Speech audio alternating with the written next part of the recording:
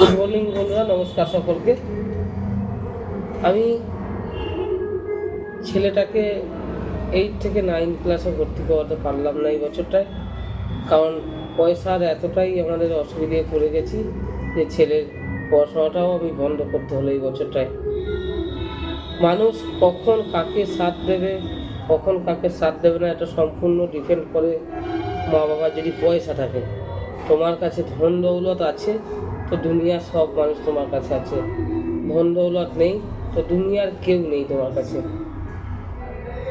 আজকে আমার যা অবস্থা, আমার মনে হয় না যে এরকমভাবে মাঝপথে হঠাৎ করে তার ছেলেকে পড়াশোনা বন্ধ করিয়ে ফেলে।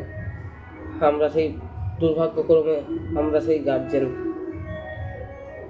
কিছু বলার নেই বন্ধুরা, বেশি কিছু বলবো না, শুধু এটুকুই বলবো, সমাজে একজন ভালো মানুষ হতে গেলে মানুষের একটা উদার মন থাকা দরকার, যেটা এই সমাজে পাওয়া যায় না।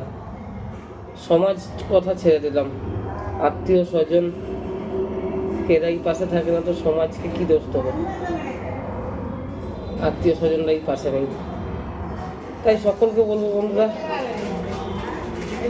জীবনে কিছু করার আগে 10 বার ভেবে নেবে জীবনে কি ভুল করা হয়েছে। অনেক ভুল লাইফে করা হয়েছে, সেগুলো থেকে শিক্ষা নিয়ে আগামী দিনে এগিয়ে যেতে চাই।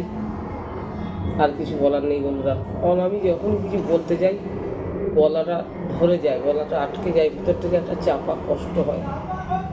তাই সবাইকে বলবো, আগামী বছর অবধি আমি ভিডিও বানাবো। আমি 6 মাস কন্টিনিউ ভিডিও বানাবো।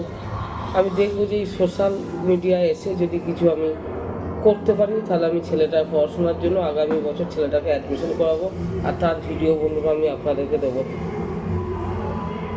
ধন্যবাদ বন্ধুরা, নমস্কার, সবাই ভালো থাকবেন।